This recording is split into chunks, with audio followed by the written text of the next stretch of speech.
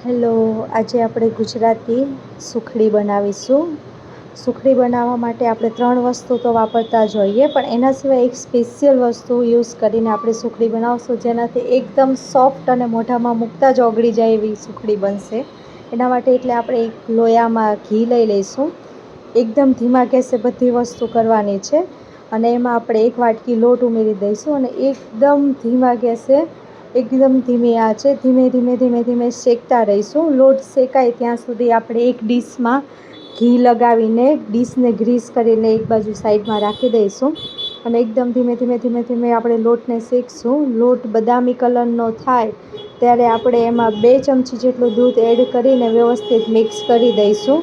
બધું વ્યવસ્થિત મિક્સ થઈ જાય એટલે આપણે ગેસને બંધ કરી દઈશું. ગેસને બંધ કરીને 1 વાટકી અને આપણને જેટલું ગળપણ જોઈએ એટલો ગોળ એડ કરી દઈશું.